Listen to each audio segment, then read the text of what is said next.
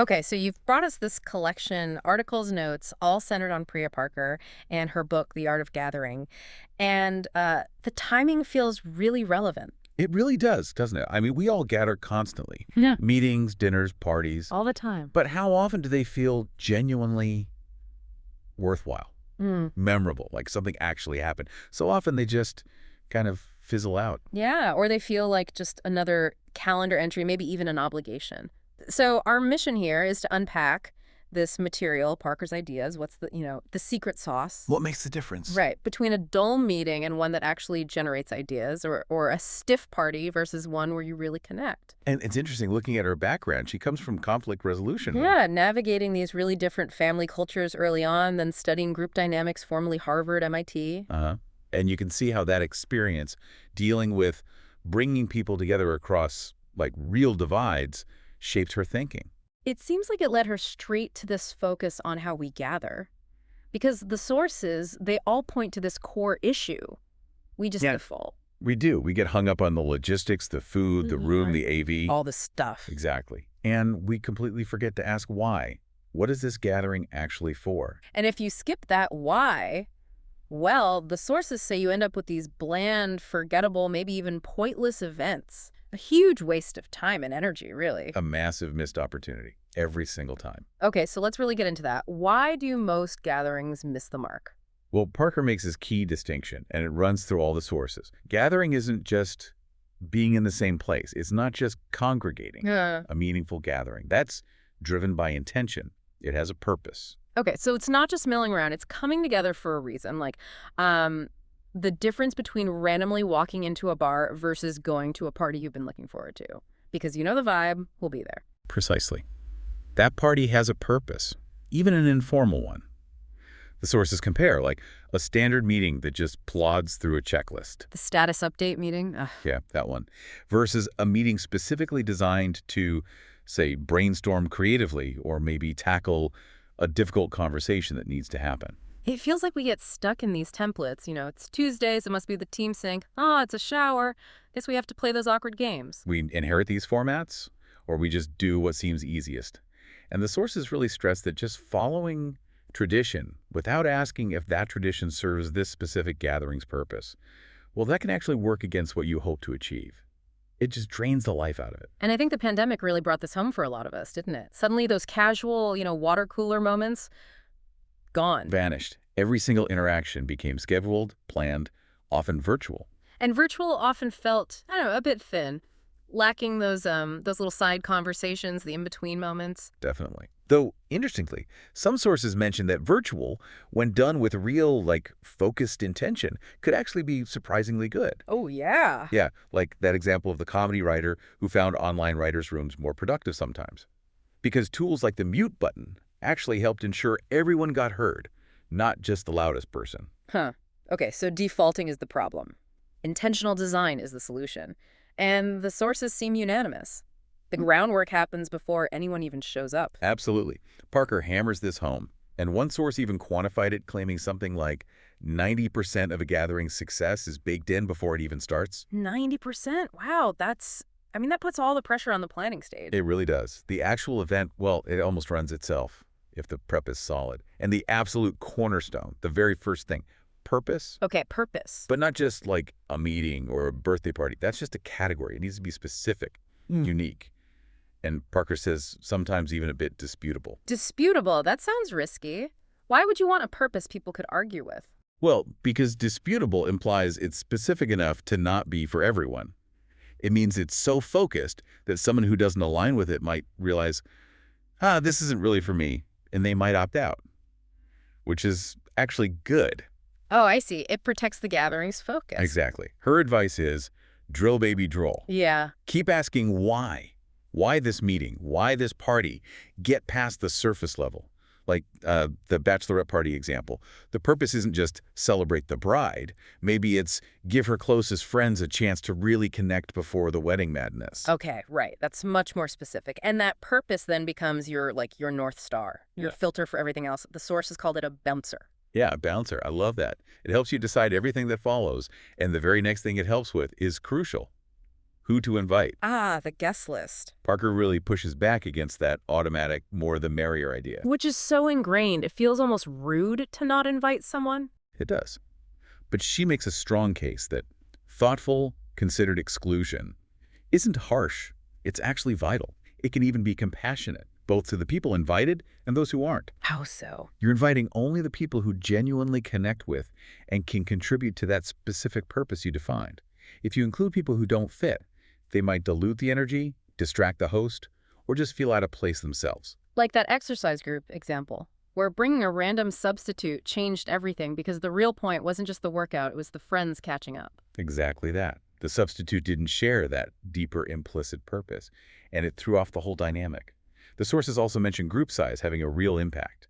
You know, how 6 to 12 feels intimate, maybe 30 is where it starts feeling like a real party. And maybe 150 is the upper limit where one person can still sort of command the room. Right, thresholds where the feeling naturally shifts. So, nail the purpose. Be intentional, maybe even exclusive, about the guest list. What about where it happens? The venue. The venue, yeah, that's huge. It's way more than just four walls and a roof. The sources talk about it having its own script. A script, like telling people how to behave. Sort of, yeah. Think about how differently you act in a hushed museum versus, say, a loud sports bar. The place itself suggests behavior. Parker's Chateau principle is a great illustration. Remind me of that one. You wouldn't host sensitive merger talks in some grand, imposing French castle unless you wanted that setting to add a feeling of, I don't know, historical weight, maybe even intimidation or formality. Right, right. The space should kind of match or even enhance the gathering's purpose. Ideally, yes. The right space helps immerse people, encourages the kind of interactions you want, maybe even shakes things up by taking them somewhere unexpected. Okay, purpose guests venue feels like a solid foundation. What else is key in that 90% prep phase? Getting people ready, setting expectations. The sources say the gathering really starts the minute someone hears about it. That's the moment of discovery. So you need to prime them, let them know what they're getting into. Exactly. Avoid that awkwardness of showing up dressed for a casual hangout when it's actually quite formal, or vice versa. Giving the gathering a really specific, maybe evocative name helps hugely. Like worn out mom's hootenanny or 15 toasts? Yes. Those names immediately signal the vibe, the intention. It's like a mini social contract. People know what they're saying yes to. And the sources also mention using pop-up rules. Pop-up rules, like temporary rules just for this event. Exactly. Could be simple, like bring a dish to share. Or maybe something like, okay, for the next hour, phones away. The sources suggest these can actually make diverse groups feel more comfortable because the expectations are clear. And sometimes, if you frame it right, it feels less like a rule and more like a fun shared agreement. Okay, so we've done our 90% homework. The day arrives, people are walking in. What about hosting during the gathering? This is where Parker tackles another common idea. The chill host. You know, the one who just kicks back and lets things happen. Yeah, the effortless host. The sources argue that's often an abdication of responsibility. Being too chill can mean nobody's steering the ship and the experience suffers. Maybe loud people dominate or shy people get ignored. Like trying to have a meaningful conversation at a party where the music is way too loud and the host doesn't do anything about it. Perfect example. That chill approach often doesn't serve the guests. Parker advocates for what she calls generous authority. Generous authority. Okay, what's that? It means leading confidently, making decisions, guiding the flow, but doing it entirely for the benefit of the guests. It's not about being controlling. It's about providing structure and care, a balance of warmth and order. So you're actively guiding things, but selflessly to make sure everyone has a good, purposeful experience. Exactly. And the start is absolutely critical. The sources emphasize that the opening moments set the tone for everything that follows. They're often what people remember most. You have to manage that arrival, that transition. Is that like literally having someone at the door? A specific welcome? It could be physical, yeah, a clear threshold. Or it could be metaphorical, like starting immediately with a shared ritual or activity. A specific way of doing introductions, maybe. Something that helps people mentally leave the outside world behind and fully arrive in the space and purpose. And crucially, Don't start with boring logistics. No bathrooms are down the hall. That's the very first thing. grab that initial energy. Yes. Lead with the purpose, the tone, the feeling. Think of that Atul Gawande example, surgical teams just introducing themselves by name before starting. It boosted psychological safety, reduced errors. Simple, but powerful. Or the idea of using little palate cleansers between back-to-back meetings. Yeah, like a quick, fun, unrelated question to just reset everyone's energy before diving into the next topic. Makes sense. Set the stage with intention. Now, what about the dynamics within the gathering, the interactions? Well, Parker pushes back on the pressure for everything to be relentlessly positive or conflict-free. The sources suggest that insisting on only good vibes or making people hide vulnerability is actually a missed opportunity. A missed opportunity for what? For real connection, for empathy, and sometimes you need to address difficult things. Right. Sometimes conflict is actually necessary for progress or understanding. Absolutely. She talks about good controversy, designing moments where necessary heat or tension can surface constructively. It's not about just letting arguments erupt, but about creating a structure where tough topics can be tackled safely and productively. It can make the gathering matter more. Like that architect's cage match debate you mentioned, a structured way to air different, deeply held views. Exactly. A container for necessary friction. It's not about avoiding the tough stuff, but handling it with intention. So these principles seem really universal, but the sources also look specifically at work gatherings and virtual ones. They did. And for work, the takeaway seems to be Yeah. gather better, and maybe sometimes gather less. Better, not just more. Right. Meetings shouldn't just be information dumps. They should be generative. Something new should come out of them. A decision, an idea, a shared understanding that wasn't there before. Otherwise, maybe it could have been an email. Which links straight back to that specific disputable purpose for every single meeting. Bingo. And for virtual. The sources acknowledge the challenges that lack of spontaneous connection, but they also highlight the potential if designed well.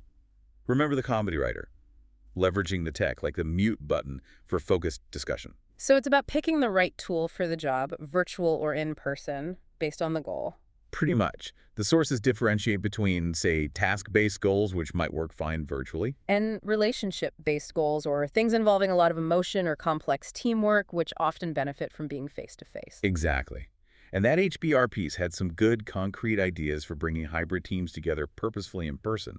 Things like creative problem-solving sessions, maybe game playing, Storytelling, sharing different perspectives. building rituals, or even just making space for genuine, unstructured fun together. All designed around specific needs, not just let's get together. All intentional. Okay, so we've planned meticulously, we've hosted with this generous authority. How do we wrap things up? How do we end well? Also with intention. Yeah. Parker's really clear on this. Just letting a gathering kind of peter out. Yeah.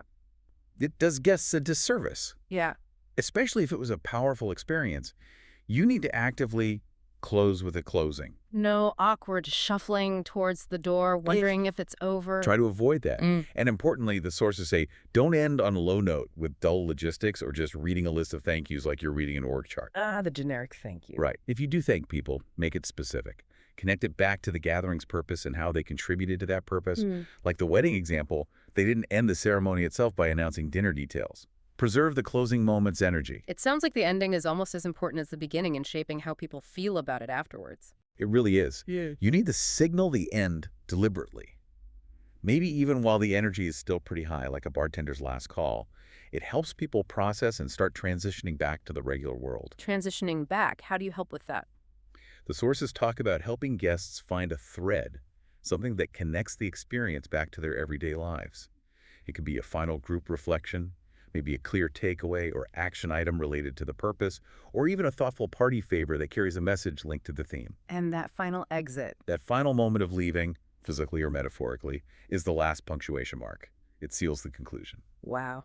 Okay, this has been a really fascinating look at what makes gatherings work or not work. It really does seem to boil down to that core idea. Yeah. Intentionality. Yeah. Moving away from just letting events happen and towards consciously designing them. Starting with that deep question, why? Why are we doing this? Exactly. Define the purpose. Then carefully choose who belongs there. Set the scene thoughtfully. Host with that generous authority.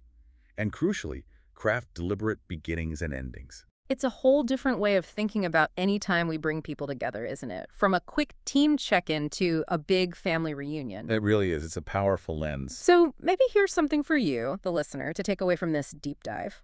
Think about the very next time you're planning or even just attending a gathering.